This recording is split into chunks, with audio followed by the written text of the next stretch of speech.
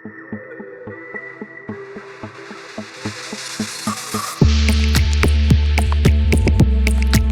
یه تیکش رو با هم دیگه یکم میریم یکی از همین کوچه پس کوچه‌های در که ختم میشه به زمین‌های تنیسی که من از بچگی دارم توشون بازی میکنم.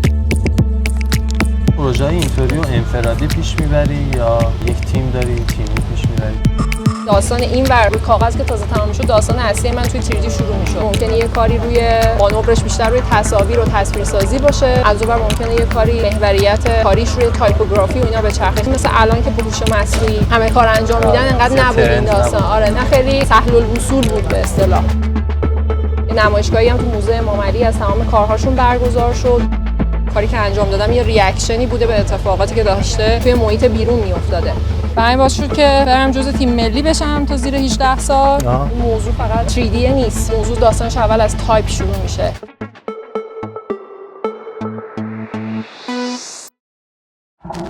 میخوام ازت تصور کنی زندگی رو بدون حروف و اعداد. صبح که از خواب بیدار میشی و ساعتتو میبینی هیچ عددی روش نیست. گوشیتو چک میکنی، وارد شبکه‌های اجتماعی میشی بدون هیچ حرف و کلمه‌ای. توی شهر قدم میزنی، هیچ ماشینی پلاک نداره، هیچ تابلوی راهنمایی نیست، مغازه‌های جسمی ندارن. به دنیای بدون تایپ و حروف خوش اومدی. حالا ازت میخوام به تمام حروف و اعدادی که در طول روز میبینی دقت کن. پشت تک تک اینا یه طراح حروف و تایپوگرافر هست. ما اینجا در تایپ و تاک قرار نیست از حروف صحبت کنیم. قرار از طراحای حروف بگیم و اونا رو بیشتر بشناسیم.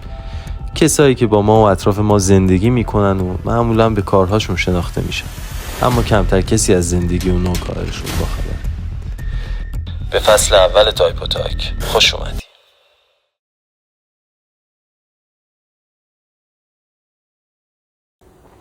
سلام، خوش اومدین به تایپ و تاک. مهمون امروز ما عسل فرشچیه. برو بریم.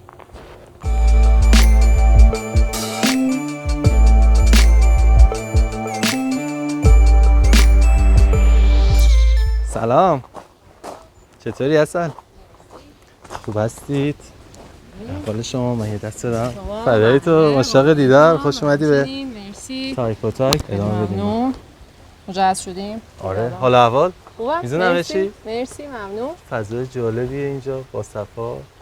صدای آبم میاد. زیبا. آره دقیقاً. چرا اینجا؟ گفتیم که حالا که قرار در اردوان بریم توی کافه توی درکه، من گفتم چه مسیری بهتر از مسیری که من کلا 20 ساله شاید هم بیشتر دارم میام و حالا یه تیکش رو با هم دیگه یکم میریم تو یکی از همین کوچه پس کوچه‌های درکه ختم میشه به زمین‌های تنیسی که من از بچگی دارم توشون بازی میکنم.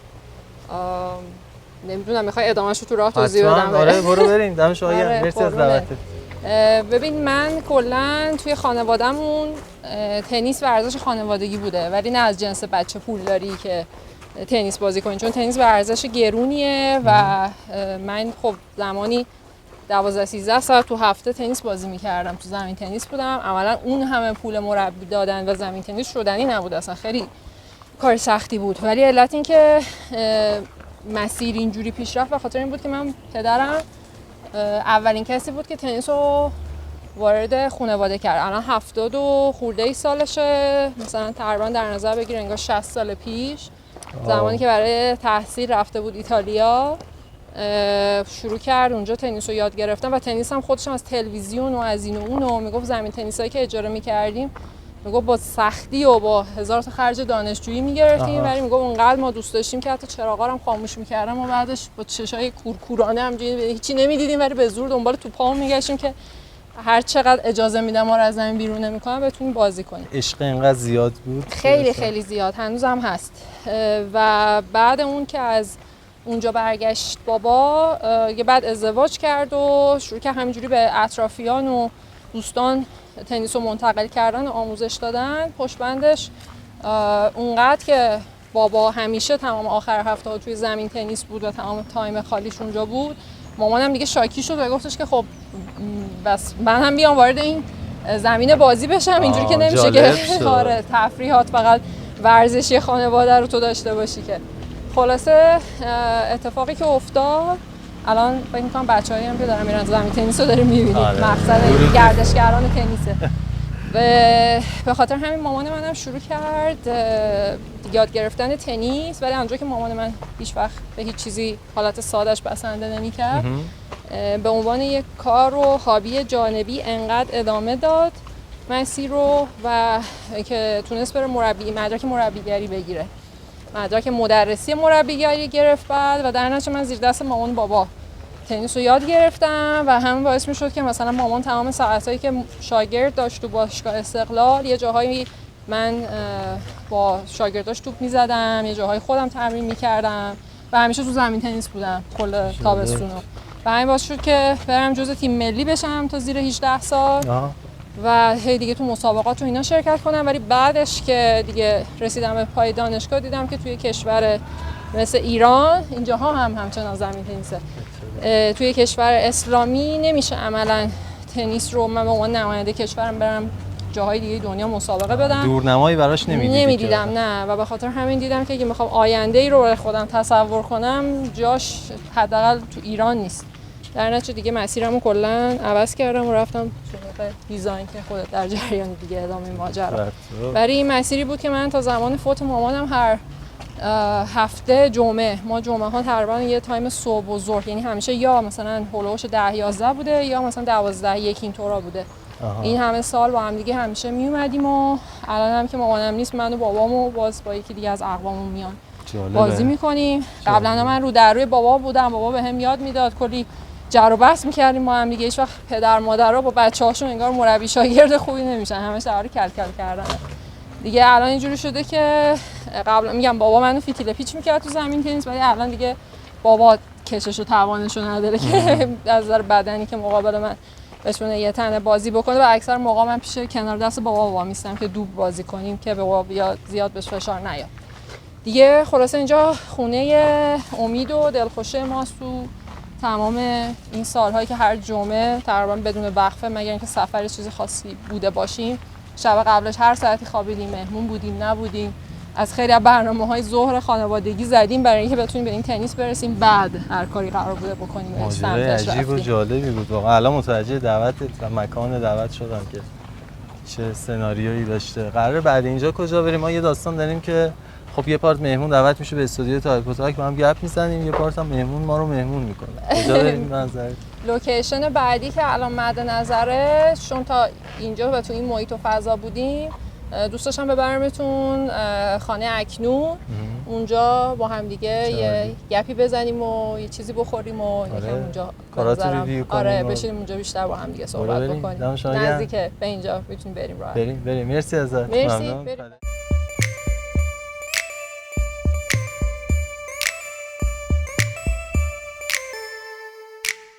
خب مرسی از دعوتت اصل عزیز. خواهش می‌کنم. فضای جالب و باحالی اینجا. مرسی از شما که اومدین. فضای تو عشق توش جریان داره. من اشاره کنم که در خانه فرهنگ و خوراک اکنون هستیم، واقع در اوین. چرا اینجا؟ یکی این که به خاطر اینکه من کلاً دیگه صحبتشو کردیم دیگه، توی درکه و این مناطق زیاد رفت آمد دارم به خاطر برنامه‌هایی که همیشه جمعه ها به راهه و خب اینجا هم دقیقاً یکی از کافه‌هایی که تو همون مسیر قرار گرفته. ولی غیر از تمام اینا کلاً هر چقدر جاهایی که فضاهای به قول تو صمیمانه‌تر و پر از عشق دارن، یه ذره تیر تخته ها و فضاهای شهری ایزوله ترن و دورترن، حس اینو داری که انگار داری خارج از شهر تایم می‌گذرونی، واسه من حالشون بهتره. بنابراین فکر کردم که جای شاید خوبی باشه برای اینکه بتونیم بشینیم گپ بزنیم. عالیه، موافقم باهات کاملا. چی برامون آماده کردی اصل؟ از کارات ببینیم و اینکه استارت ماجرا برات از کجا بوده؟ کمکارم نیستی ماشاءالله، تعدادکار زیاد. ببینیم چی آماده کردی.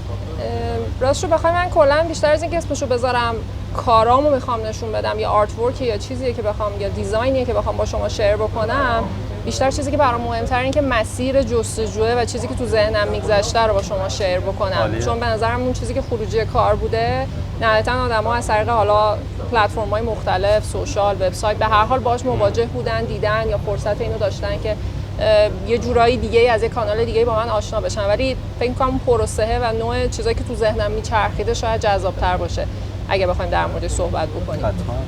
ولی در مورد شروع چون کمتر فرصتش پیش میاد که در موردش صحبت کنم، دلم میخواد یه در واقع عقبگردی داشته باشم به نسل‌های قبل‌تر از خودم، به اجدادم، گرچند که هیچ اعتقادی به داستان ژن خوب ندارم و معتقدم که 100% هر اتفاقی برای هر آدمی بخواد بیفته بر اساس اون چیزی که تلاشیه که داره امروز میکنه. شاید یه الهامی بگیره یا یه بار مسئولیتی رو ذهنش رو دوشش باشه که احساس کنه به خاطر گذشتگان بعد یه کارایی رو انجام بده، ولی بقیه‌اش همش بر اساس هر آن چیزیه که باید تلاش بکنی و به دست بیاری. و من همیشه میگم درسته توی یک از دانشگاه‌های خوب ایران درس خوندم یا رتبه کنکورم خوب بوده، ولی هیچ وقت جزو کسایی نیستم که به خودم بگم نخبه بودم یا ناقبقه بودم. اصلا فقط زیاد تلاش کردم، یعنی تمام کردیتی که میتونم به خودم بدم سر این قسمته. ولی حالا از همه این حرفا بگذاریم، میخوام برگردم به عقب. دلم میخواد از جدم صحبت کنم، از میرزا طاهر خوشنویس که از آخرین نسل نسخ نویسان ایرانی بودن و چندین سال پیش یه نمایشگاهی هم تو موزه امام علی از تمام کارهاشون برگزار شد، بزرگداشتی براشون گرفتن و کلا یک آرشیو موزه‌ای خیلی بزرگ از کارهاشون هستش که خب خانوادگی دست خودمون نگه داشتیم به خاطر اینکه نتونستیم جای قابل اطمینان و جایی که باهاش واقعا حالمون خوب باشه رو پیدا بکنیم که بتونیم اینا رو به یه آرشیو دائمی بسپاریم. یعنی همیشه این نگرانی وجود داشته که ممکنه کارها از بین برن، در نتیجه تبدیل شده به یه آرشیو خانوادگی بیشتر، متاسفانه. البته دوست دارم چند تا عکس رو از اون قدیما باهاتون شیر بکنم. فکر می‌کنم یکم حال هوامون رو عوض بکنه، بد نباشه.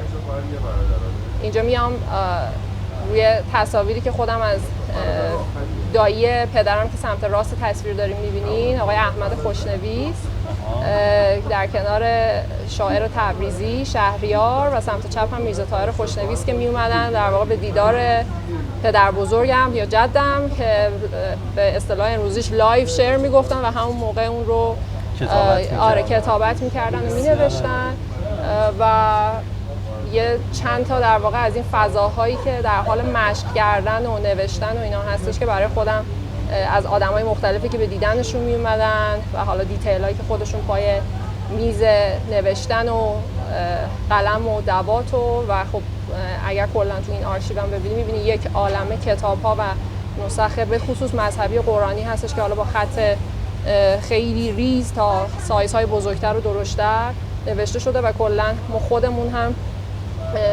معمولا سر سفره‌های هفسینمون یا هر جایی که بخوایم از این مدل نسخه ها استفاده بکنیم معمولا خونه هممون از کارهای میرزا طاهر خوشنویسه که روی جلد همیشه اسمشون هست. حالا من الان آرشیو خیلی مفصلی رو دسترسی ندارم بهش که توی کامپیوترم، ولی در واقع نوع خطهای مختلفی که روشون کار کردن و حالا دستی تصحیح شده و کارهایی که انجام شده رو میتونید اینجا چند تاشو ببینید. بسیار ارزشمنده، هم عکس‌ها و هم نسخه‌های خطی که باقی مونده ازشون. اون موقع حالا تصویرشو شاید بعداً بتونم باهاتون شیر بکنم، ولی یکی از چیزای بامزه‌ای که تو این آرشیو من پیدا کردم خطهای پدر بزرگ بود که برای تمام تقریبا میشه گفت برای یه دوره‌ای، برای یه سال‌هایی تمام کتب درسی رو ایشون می‌نوشتن که واسه بچه‌های مثلا تا مثلا فکر می‌کنم به تایم الانمون یه چیزی بین مثلا سوم تا پنجم دبستان یا یه مقدار حتی مقطع بالاتر شاید راهنمایی، خیلی الان درست حضور ذهن ندارم. یا مثلا این یکی از نسخه‌های دیگه‌ایه که در ظاهر به نظر چیز عجیبی نیاد، ولی نکته در واقع قابل توجهش به خاطر این بوده که توش یکی از سال‌هایی نوشته شده که یعنی فکر می‌کنم تا بین سن مثلا نزدیک به 10 سالگی بوده که میرزا طاهر خوشنویس این خط رو نوشته و تاریخ خورده زیرش و به خاطر همین جزء چیزایی بوده که تو آرشیو بوده و برای ما جالب بوده. چون فرصتش همیشه پیش نمیاد که در مورد این موضوع صحبت کنیم، اینجا هم پادکستی که داریم، یعنی در واقع ویدیوکستی که داریم در مورد خط و تایپ حرف میزنیم، فکر کردم اینجا بهترین جاییه که بتونیم همچین چیزایی رو شیر بکنیم تا امیدوارم یه روز موقعیتش پیش بیاد که بشه یه آرشیو کامل رو از تمام کارها به نمایش گذاشت. واقعا غنیمت برای ما این اتفاق و مرسی که با ما به اشتراکش گذاشتید. خیلی ارزشمنده. امیدوارم که این مسیر ادامه داشته باشه توسط نوه عزیز میرزا طاهر.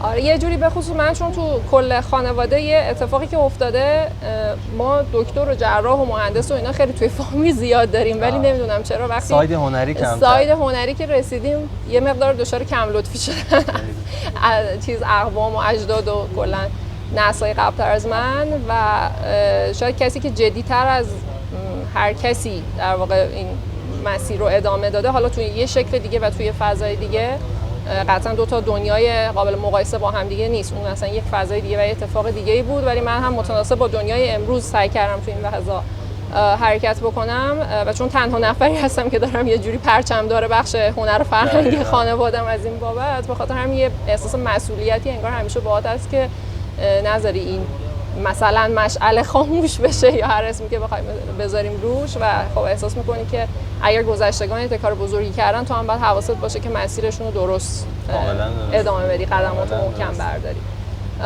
این در مورد چیزی که فکر میکنم دوست داشتم که باهاش شروع کنم، ولی بعد نیستش که فکر میکنم بریم سراغ وبسایت. امیدوارم که اینترنت ما رو یاری بکنه و بتونیم سفر رو بازش بکنیم. خب داره جالب میشه. خب یه مقداری صفحه وبسایت سنگینه، یه چند ثانیه باید صبر بکنیم. دیگه کار زیاد این داستانا رو در پی خواهد داشت. نه یه اشکالیش هم از خود منه، یعنی خودم به خودم این ایرادو میگیرم که هیچ وقت برای اینکه کیفیت تصاویر نیفته از یه حدی دلم نمیخواد که کوچیک‌ترشون بکنم و همین باعث میشه که خیلی فضا رو سنگین بکنه واسه در واقع آپلود و دیده شدن و دانلود در واقع وقتی کسای آدمای مختلف میخوان بیان به وبسایت سر بزنن. خب موضوع شما تایپ و تایپه و داریم در مورد تایپ صحبت میکنیم، ولی از اون ور فکر میکنم همه با شناختی که اگه اون کسانی که من میشناسم بدونن که خب من حوزه اصلی کاریم برندینگه و در موازاتش رو موضوع تایپ کار میکنم. به خاطر همین بسته به پروژه، بستگی به نوع سفارش دهنده ممکنه اون محوریت کارها فرق بکنه، یعنی ممکنه یه کاری روی مانورش بیشتر روی تصاویر و تصویرسازی باشه، از اون ور ممکنه یه کاری محوریت کاریش روی تایپوگرافی و اینا به چرخه، خیلی بستگی به سفارش دهنده داره.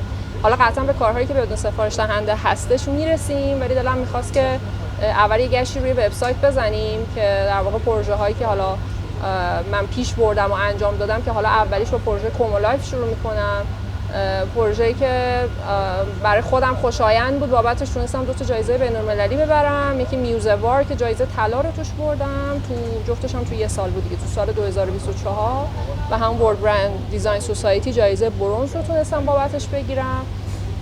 و در واقع میخوام بگم که چیزی که اینجا اهمیت پیدا می‌کرد شاید رسیدن به یک کلیدواژه، رسیدن به یک هشتگ و یک اتفاقی مثل یک کلمه‌ای به اسم کومولوک بود، به معنی هم استایل آدم‌ها از لحاظ دید بیرونی و کلاً اون از یه ورم کلمه لوک به معنی نگاه کردن که با محصول اصلی این برند که عینک‌های در واقع آفتابی هستش و تو رنج‌های متفاوتی داره تولید میشه و خیلی مورد پسند نسل جوونه، تونست یه راهگشای یک اتفاقی باشه برای تصویرسازی‌ها، برای اتفاقاتی که باید کلاً توی طراحی تایپ اتفاق میافتاد، فرم چشم‌هایی که شدن در واقع شروع این کلید اتفاقات و نهایتاً تمام اون شکل‌ها و فضاهای لوزی مانند اون گریدی که وجود داشت تمام توی گوشه‌های تایپ‌ها و اتفاقات، طراحی حروف، تمام ساختارهای تصویرسازی تو همشون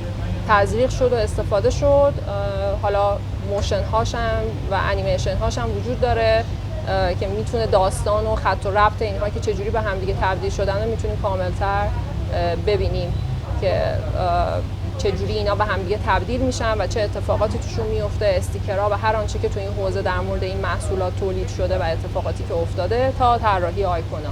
این داینامیک بودن کاملا برجسته و مشخصه تو این آره میدونین کلا وقتی من سعی میکنم وقتی دارم در مورد یه هویت بصری فکر میکنم و در موردش کار میکنم، موضوع طراحی یا خلق کردن یک اتفاق زیبا نیست، دارم به یک سیستم دارم به یک سیستم، یک اکوسیستم دیزاین دارم فکر میکنم که بتونه تمام اعضاش به صورت یک پارچه به همدیگه وصل باشن، بتونن همدیگه رو تعریف کنن، همدیگه رو کامل بکنن و بتونن تو راستای اون در واقع اتفاقات اصلی برند جلو.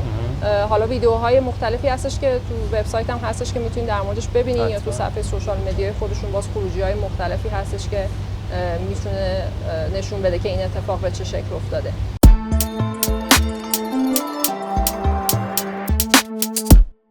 یکی دیگه از پروژه هایی که برای خود من خیلی هنوز هم خوشاینده با اینکه چندین سال از طراحیش میگذره و در واقع تونستم اولین تجربه های گرفتن جوایز بین‌المللی رو باهاش تجربه کنم، پروژه ژو اکسسوریز بود.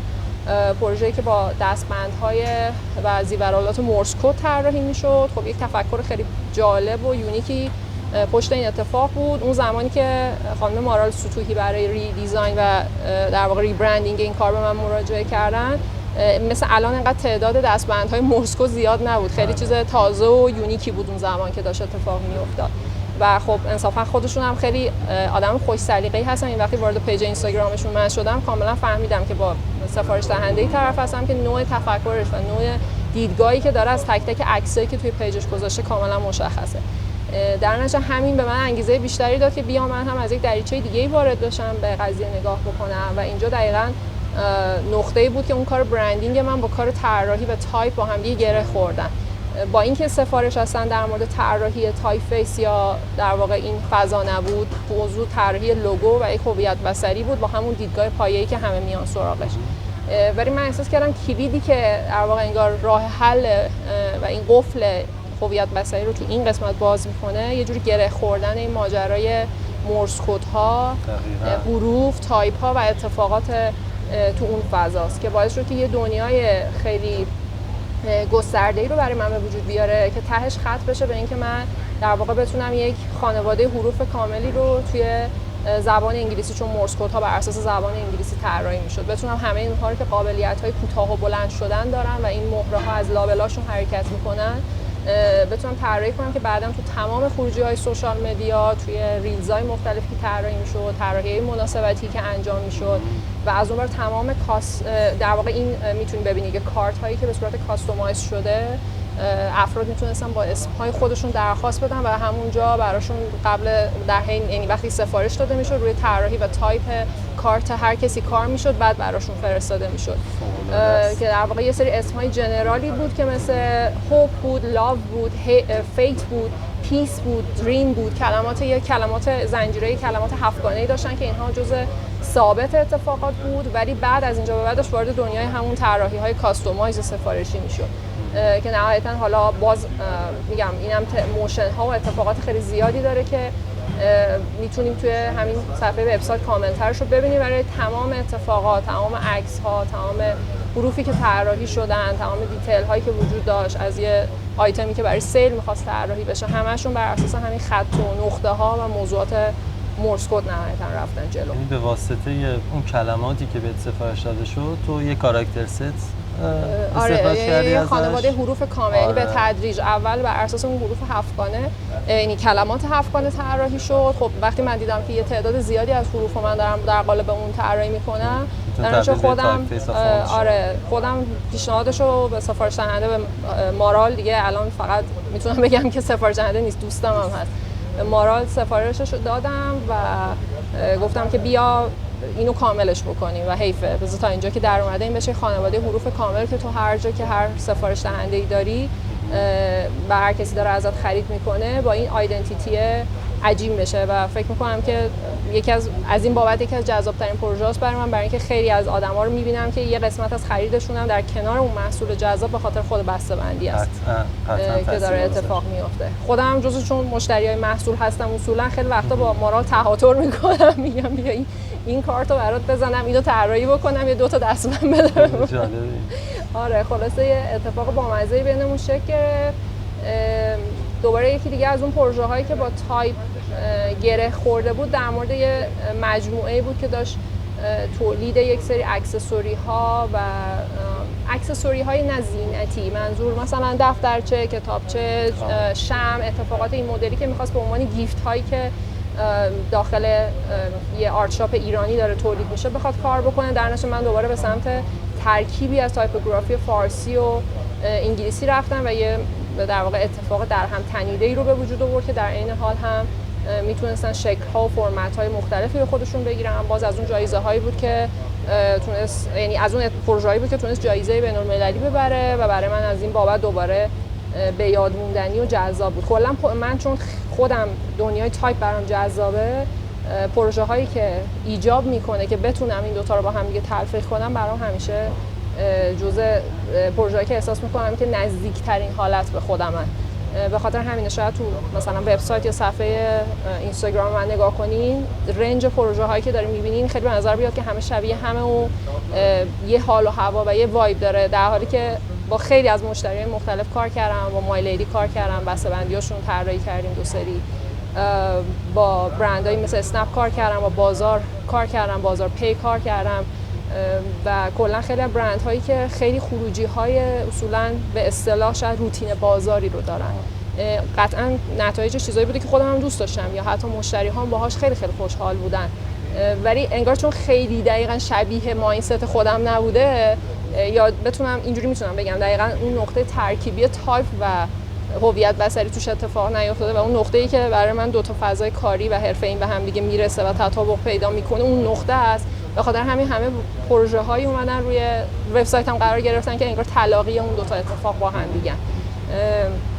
هم خوبه، پایبندی به بریف باعث شده که کمی از اون کاراکتر شخصی کم کنی. قطعاً یعنی خیلی یه سری جاها واقعا مجبوری، اصلا دیزاین خاصیتش اینه، من سلیقه من نمیتونه خیلی جاها تزریق بشه توی داستان، یه کلیتی، یه وایب کلی ممکنه توی کار وجود داشته باشه که اون حس من قطعا توش تاثیرگذار هست، ولی همه اون مسیر داره هدایت میشه در جهت بریف و در جهت اون چیزی که سفارش دهنده به من در واقع بر اساس استراتژی داده و خواسته طراحی کنه و اون چیزی که نجات میده اون برند رو توی بازار. ولی میگم اون برند هایی که خاصیت این رو داشتن، این فضا رو به من دادن که بتونم از این در واقع اتفاقات تایپوگرافیک بخوام استفاده بکنم، جایی بوده که انگار من حالم به شدت خوب بوده با کل استفاده هم کردی به نظر. آره، یا مثلا این برای مزون دوخت لباس‌های شب و لباس‌های عروس بود که حالا کل پکیجینگاشون و بسته‌بندیاشون و پترن هایی که باید توی رپینگ پیپراشون و اینا اتفاق میافتاد سفارش دادن و بر اساس کانسپت و استراتژی من باز دوباره صورت مسئله تایپ رو انتخاب کردم و رفتم سمتش و خب خیلی هم جواب داد و تونستیم از توش کلی فرم و اتفاقات دیگر رو بکشیم بیرون.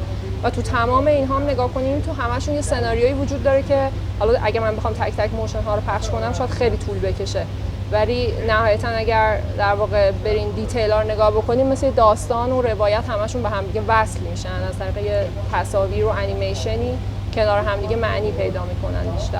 من پیشنهاد میکنم فارغ از اینکه بچه‌ها دارن اسلایدها رو میبینن به سایت اصل هم سر بزنن و اتفاقای هیجان انگیزی توش داره. آره، بعد خالی از لطف نیست، یه چیزایی رو نگاه کردن و با فضا آشنا شدن، ولی میگم خودم اینو اعتراف میکنم و قبول دارم که کاملا چیزایی که تو وبسایتم گذاشتم نقاطی هستن که خودم دوست داشتم. یعنی شاید این انتقاد بهم وارد بشه که چرا پروژه های دیگه‌ای که کار کردم رو نذاشتم، شاید روزی نظرم برگرده اونها رو هم توش بگنجونم. نظرم خیلی شخصی میتونه ماجرا، یعنی تعیین کننده کاملا خودت میشه. باز دوباره میبینین از پروژه های دیگه که داریم روی تایپ و حروف دوباره کار شده، فضا اینجا فضا کاملا دیجیتاله، نوع طراحی که توی فارسی و انگلیسی اتفاق افتاده.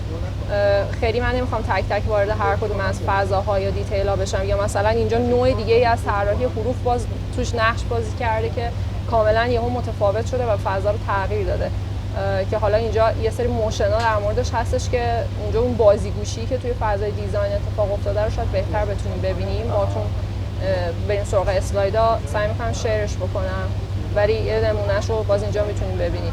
کلیت هویت بصری بر اساس سفارشی بود که برای یک فروشگاهی تعریف شده بود که به اسم بازیش، که قرار بود انواع اقسام بازی‌های که آدم‌ها فیزیکال بازی می‌کنن و در قالب گیم همه اونها رو پرزنت بکنه.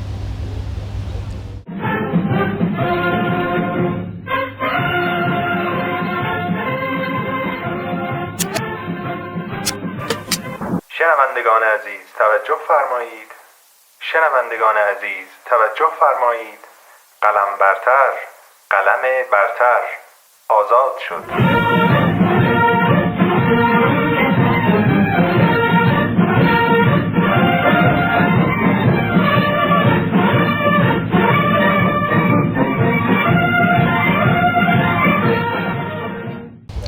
ما یه لبی ترک کردیم و آفتاب گرم تابستانی گرمای تو چله تابستونی وقتی دقیقاً نیمه مردادیم و گرمترین تایم سال. بریم ادامه بدیم. دیدیم داریم محو میشیم و گفتیم پرده ها رو بکشیم پایین. آره ستاپو عوض کردیم و گفتیم ادامه بدیم که بتونیم تا آخر داستان ما دیگه همراه باشیم. آره داشتیم در مورد پروژه‌های برندینگ صحبت می‌کردیم. یه ذره از اینجا به بعدش دارم میخواد بیشتر برم سراغ در واقع یکم کندوکاو و جستجوی خودم توی حوزه تایپوگرافی، به خصوص با توجه به اینکه موضوع ما اصلا موضوع این همونطور که گفتیم ویدیو کست در مورد تایپه. حتما اگر موضوعات برندینگ بود دلم می‌خواد جور دیگه‌ای در مورد اتفاقات صحبت بکنم، ولی اینجا ترجیح میدم که بریم بیشتر روی این موضوع. و وقتی وارد دنیای تایپ میشم، برای من اون فضایی که بدون سفارش دهنده تجربهش کردم خیلی خیلی دنیای جذاب‌تر و پر جنب و جوش‌تریه تا فضایی که یعنی خیلی خوب پیش اومده بر اساس سفارش مشتری برای یک جمله تبلیغاتی برای اتفاقی کار کرده باشم، ولی بیشتر جذابیت برای جایی بوده که خودم سفارش دهنده خودم بودم و کاری که انجام دادم یه ریاکشنی بوده به اتفاقاتی که داشته توی محیط بیرون میافتاده. یه زمانی بود راستش انقدر سن من کمتر بود، شاید خیلی حساس نبودم نسبت موضوعات سیاسی اجتماعی که داشت دور و برم اتفاق میافتاد. در نتیجه موضوعاتی مثل اتفاقاتی مثل ولنتاین یا بهانه‌ها و مناسبت‌های بین‌المللی اینجوری خیلی برام هیجان انگیز بود که براشون یه کاری انجام بدم، چیزی که همه مردم دنیا به نحوی جشن میگیرن، حالا از نوروز تا ولنتاین یا اتفاقات دیگه. ولی هر چقدر رفتیم به سمت جلوتر، حالا تو سیر کارامم یکی با دقت دنبالشون بکنه متوجه میشه یه دارکی توشون کلا تزریق شد و فکر میکنم اقتضای اتفاقاتی که داره توی محیط اطرافمون میفته، حالا از کرونا گرفته تا اتفاقاتی بعد کرونا به خصوص کشور خودمون افتاد و مسائل حالا سیاسی اجتماعی که داشتیم. و خب به نظر من یک از کارهای یه نفری که داره کار دیزاین و آرت انجام میده این که یعنی چه خواسته بهتر که خواسته یا ناخواسته بازنمایی اون چیزی که داره توی دنیای اطرافش اتفاق میفته. خلاصه همه این حرفا رو کوتاه کنم بگم این رو از آخرین پروژه است که تو وبسایت میخوام شیر بکنم، دیگه بقیه‌اش رو میذاریم برای کسی که اگه علاقه‌مند بود خودش دنبال بکنه. این پروژه‌ای بود که من خودم به سفارش دهنده تصمیم گرفتم که کلمه لاو رو حالا با یک نگاه و یک نوع دیگه‌ای از دیدگاه طراحی بکنم و در واقع نهایتاً بتونم تزریقش بکنم روی چاپ روی توت بگ و تیشرت و خیلی امتحانی پروژه رو اجرا کردم. یه تعداد محدودی تیشرت تولید کردم که رفت برای در واقع فروش و که برای مناسبت ولنتاین بود و میگم همیشه دغدغه اینو داشتم که یه کارایی رو خودم برای خودم شخصی بدون سفارش دهنده بیرونی انجام بدم. داستان‌های این مدلی زیاد من تجربه کردم. حالا اینجا نوع نگاه و اتفاق برای این بوده که من بخوام این رو بفروشم یا برای شاید، ولی تهش هم بگم مثلا آورده مالی عجیبی برای من نداشت. بیشتر انگار دلم می‌خواست یه سرمایه‌گذاری کوچولی رو انجام بدم برای اینکه تجربه کنم. یعنی تهش واسه من همیشه یر به یر تموم شد. هدف مالی نبود، بیشتر هدف اون تجربه کردن بود. چی ارزشمنده این که کاری که انجام دادی منوط به کاغذ و اسکرین نمونده و آره دوست داشتم که ازش یه پروداکت و یه خروجی داشته باشم که بتونم استفاده کنم. ارزش افزوده است. امیدوارم اینجوری باشه، ولی در کل بیشتر جستجو و اتفاقاتی که من تو دنیای تایپ انجام دادم مال زمانیه که شروع کردم توی فضای سوشال واکنش و در واقع رفلکشنی نشون دادم به اتفاقاتی که داشت دور و برم میافتاد که حالا همونطور که گفتم از موضوعات خیلی ساده‌ای مثل روز جهانی عشق، روز جهانی بوسه، نمیدونم عید نوروز، از این مناسبت‌های خیلی مردمی شروع شد تا اینکه رسید به موضوعاتی یکم جنبه در واقع هدفمندتر و سیاسی‌تر داشت. ولی نهایتاً بخوام حالا چند تاشو باهاتون شیر بکنم، یکی از نوع‌های در واقع طراحی‌هایی که من فکر می‌کنم آدم‌ها خیلی زیاد نسبت بهش با من تونستن یه جورایی ارتباط برقرار بکنن و شناختن، شاید اولیاش بخواد باشه، شاید یکی از اولیناش که بتونم بگم این کلمه جمعه بود که انگار توی اتفاقاتی که من داشتم طراحی می‌کردم همه چی خیلی لحظه‌ای اتفاق می‌افتاد. یعنی نمی‌شستم از یه هفته دو هفته فکر بکنم که واسه جمعه می‌خوام چیکار بکنم.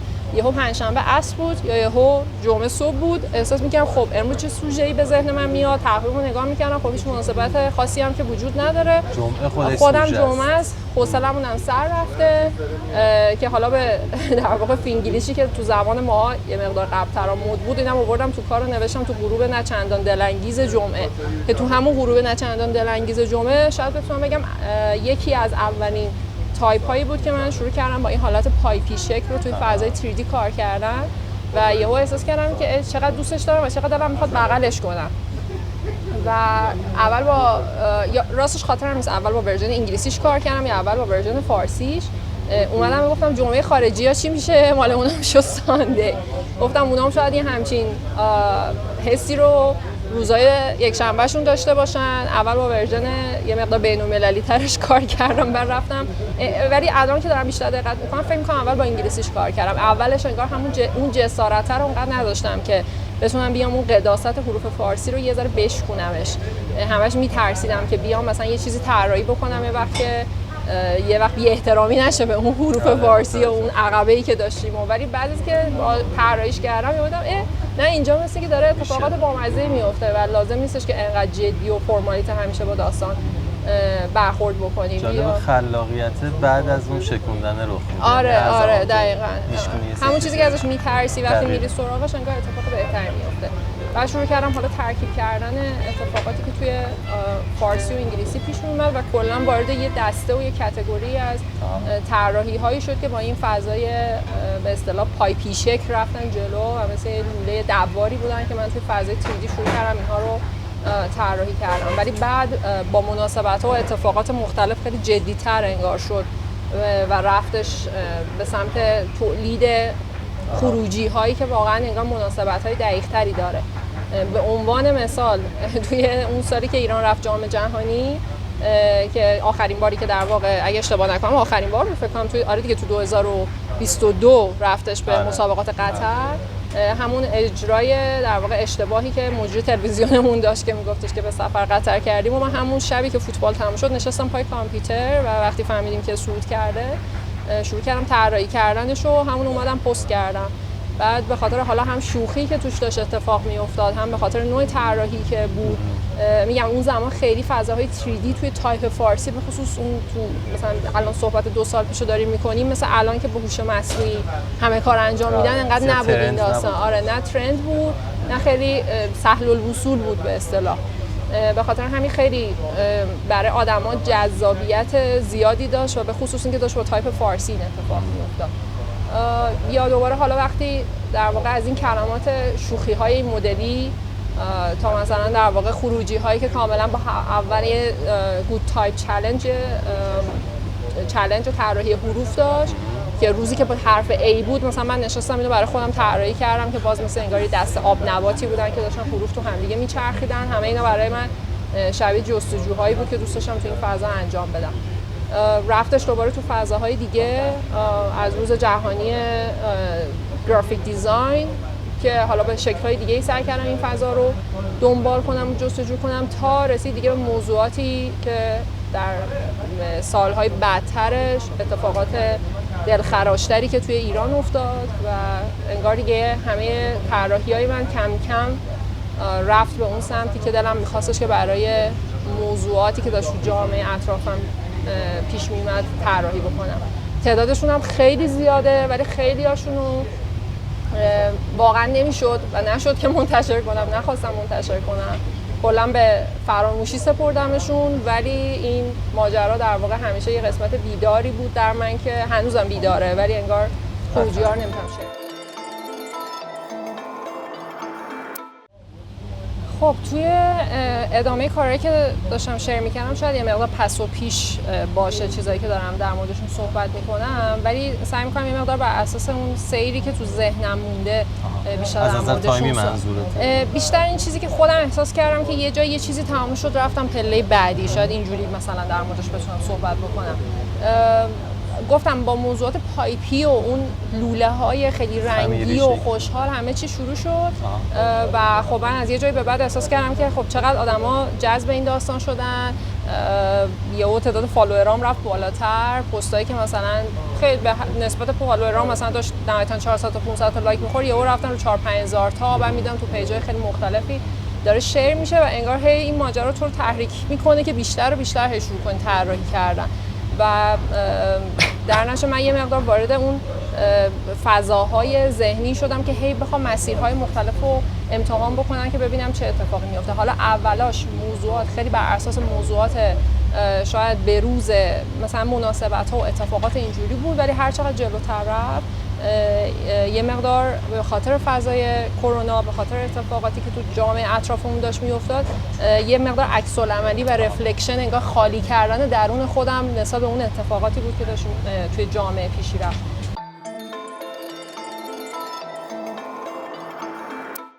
زمانی که مثلا یادم میاد زمانی که رفتیم سراغ این که دیدم فالوورام رسید به عدد 10K، مثلا من خیلی وقت الان تو همین رنج 10 12 13 تا استوب کردم. اون موقع برام خیلی اتفاق جالبیه. آره یه حس عجیبی به دست میده که بعد شروع کردم بازی کردن با اعداد و در واقع اتفاقات. خیلی داستان گرافیک ساده‌ای داشت، از این شروع میشد، ولی بعد انگار همه چی واسه من میرفت اون صحنه نمایش اصلی توی فضای 3D بود.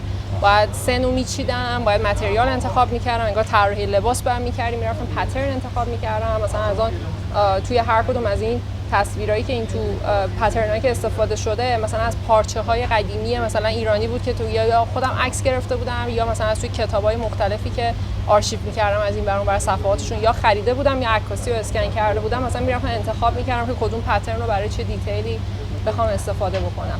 نقطه عطف تو به نظر من همین که توی فضای کاملا غربی تکست که انگلیسی 3D هم خب غربی حساب میشه، اون اتمسفر ایرانی رو با فرش ایرانی سعی کردی. آره یه جورایی شاید، یا مثلا کلا این موضوع اعداد برام جذاب بود. میرفتم اول سراغ هندسه‌اش که بتونم اون داستانشو در بیارم، ببینم که میخوام چه بازی باش بکنم. بعدش مثلا این فضا تبدیل میشد دوباره به یک فضای 3D، سایه ها اهمیت پیدا میکرد، متریال ها اهمیت پیدا میکرد، نوری که داره، جهت نوری که داره میخوره و همه اون دیتیل ها. حالا چند تا از این کارهایی هم که داریم میبینیم همونایی بود که من برای مسابقه TDC ارسال کردم واسه TDC اسندرز که جایزه بردم. این 13 یکیش بود. حالا اینجا یه موضوع بی رفتم بخوام بگم که در عین حال که همزمان داشتم این کارهای 3D رو میکردم، این ذهن بازیگوشه سر جاش بود و داشت مثلا هم به فلت دیزاین فکر میکرد، هم به فضای 3D دیزاین فکر میکرد و در کنار مثلا اون ساختار هندسی یادم میاد مثلا از مشتریایی که داشتم واسه 13 بدر مثلا سفارش کار داده بود واسه پست اینستاگرامش یا مثلا برای یه پوستری داخل مغازش، مثلا همزمان اینا هم داشتم مثلا کار میکردم. یعنی انگار هی اون بر سرک میکشید دوباره میومد این بر. یه جاهای کامل همه چی هندسی میشد، یه جاهای کامل همه چی رها و آزاد شروع می‌کرد حرکت کردن. برای بچه‌ها هم جالبه که فضای وکتور کاراتون می‌بینن و همزمان این پله پله تا 3D رو بتونن آره کلا حالا از یه جایی به بعد کارا یه ذره اون فضای تعلیق و از یک ارتفاعی آویز شدن حروف که بتونه یه در واقع سایه‌ای روی زمین به وجود بیاره برام خیلی جذاب شد. یعنی تو مرحله بعد مثلا همین کار صلح که باز مثلا من یه بار دیگه پوسترش رو کار کردم توی خانه هنرمندان، پوستر کامل اینم نمایش گذاشتم، ولی این که با حروف با یه حرکت یک پارچه چجوری کار بکنم که بتونن این حالت تعلیق پیدا بکنن که همشون یه جورایی میخوام بگم یه سری از داستانا با همین دستخطا و اتفاقاتی که اینجا با همین خطی ها شروع میشد، بعد میرفت توی کامپیوتر، بعد وارد این مرحله میشد. یعنی موضوع فقط 3D نیست، موضوع داستانش اول از تایپ شروع میشه.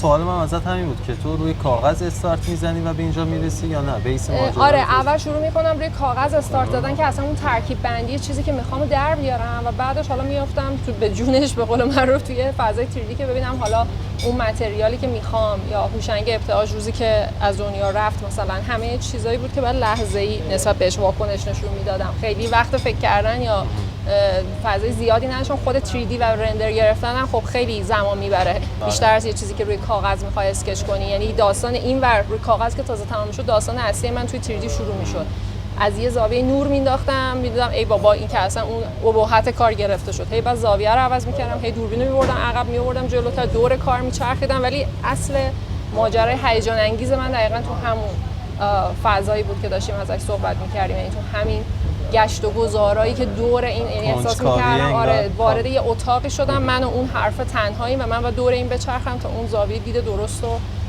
نسبت بهش بتونم پیدا بکنم.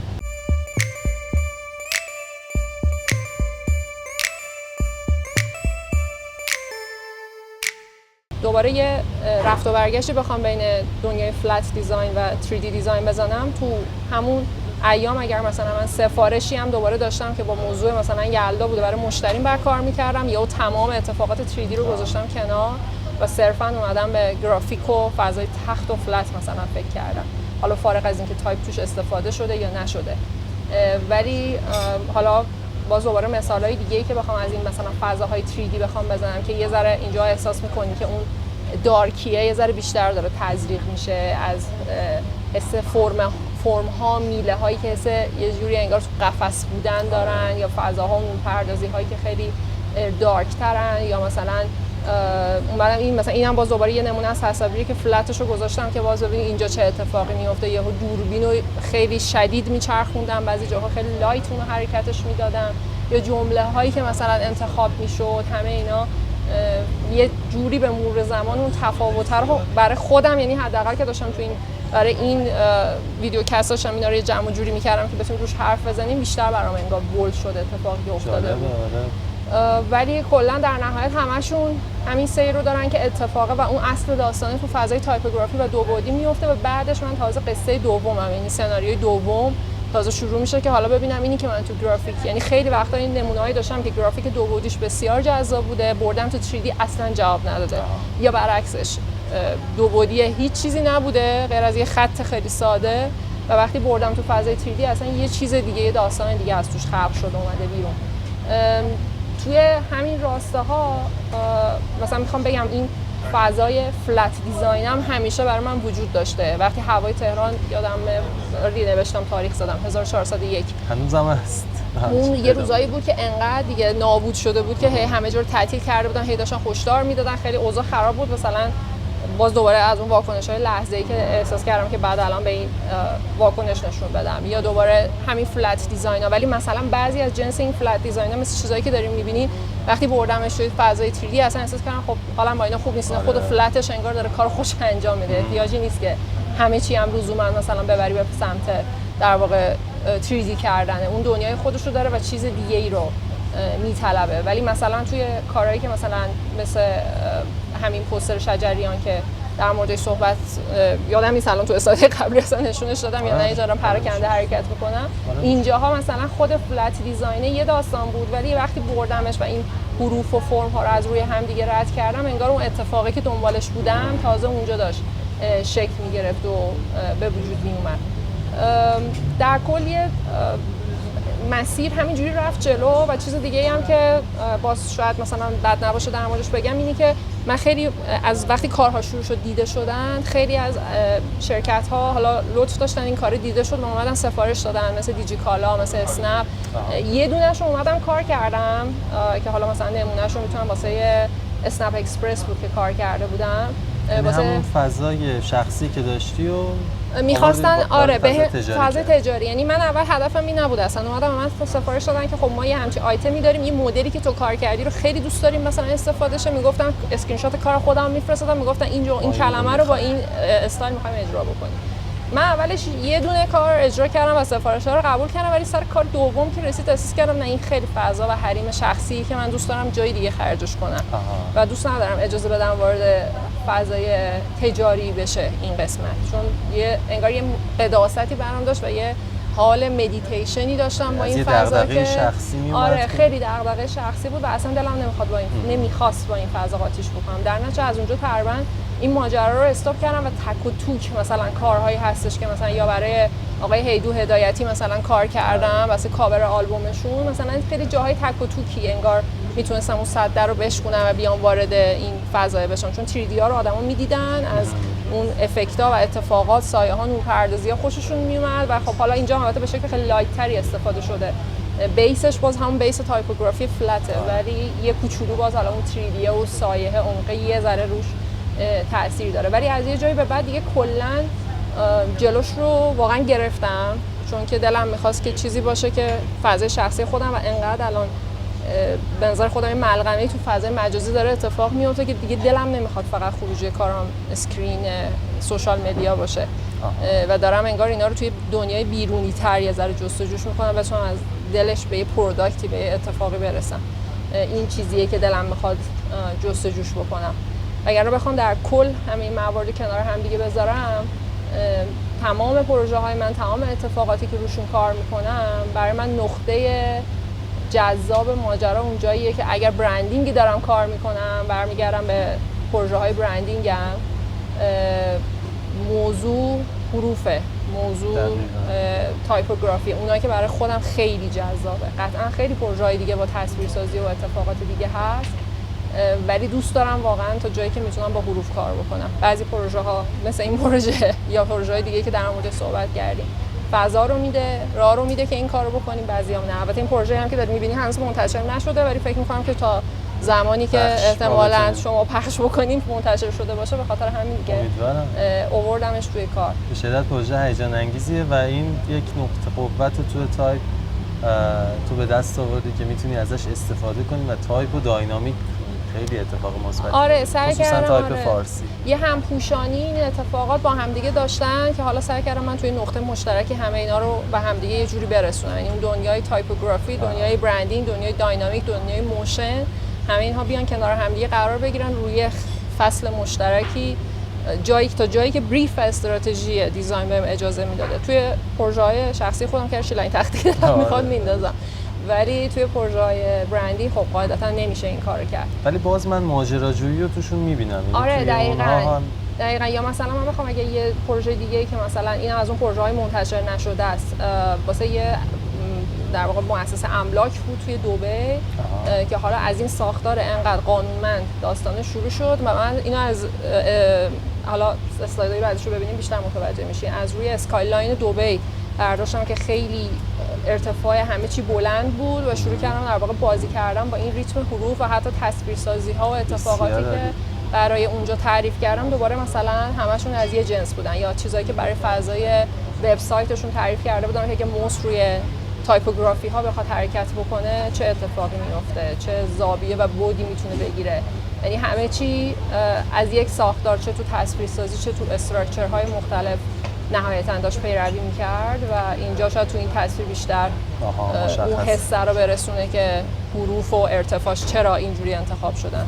خواهد ازت بپرسم پروژه‌های اینطوری و انفرادی پیش میبری یا یک تیم داری، تیمی پیش میبری؟ ببین معمولاً اون هسته مرکزی شروع کار معمولاً خودم هم البته تازگی‌ها به خاطر اون کار اشتراکی که در حال در واقع تو فکر تأسیس استودیوی خارج از ایران هستیم مشترک داره اتفاق میفته، ولی تا قبل اون اتفاق اکثرا اون فکر اولیه و اون ایده اولیه رو خودم دیولپ می‌کردم، بعدش از اونجا به بعدش دیگه اعضای تیم اضافه می‌شدن که برای کار موشن، برای کار دیولپ کردن دیزاین و تمام کارهای دیگه‌ای که توی پروسه توسعه هویت بصری لازم داشتیم که مثلا اتفاق بیفته.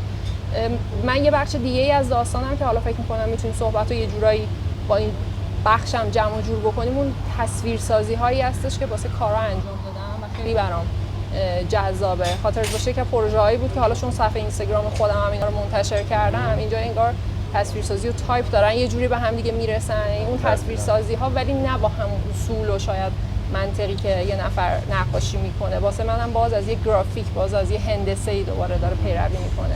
این تصویرسازی‌ها و اینجور فضاها دوباره برام خیلی جذابه که در کنار تایپ بیام توی نقطه مشترک اینها رو به همدیگه نزدیکشون کنم و برسونم.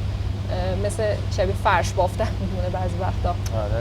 کاری که مثلا میتونی با تصویرسازی انجام بدی. تصویرسازی هم حالا جنس‌های مختلفی داشت، جنس‌ها و فضاهایی که اینقدر دست آزاد و در واقع خیلی پیور بودن تا از جنسایی که کاملا این همه دیتیل و گرافیک و ممکنه جزئیاتی باز میگم مثل حس نقشه فرش داشته باشه.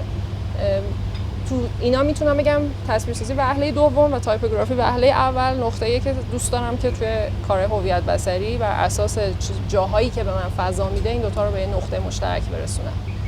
به نظرم هم تا بخش زیادی موفق بودی. امیدوارم این مسیر ادامه داشته باشه برات، همچنان در حال ماجراجویی باشید.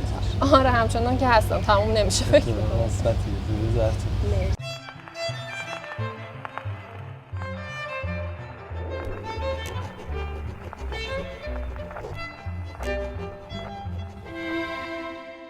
خیلی لذت بخش بود برای من شخصا و مطمئنم برای مخاطبا این اتفاق لذت بخشه که این مسیر تجربه اثر پرشچی رو دیدن و شنیدن.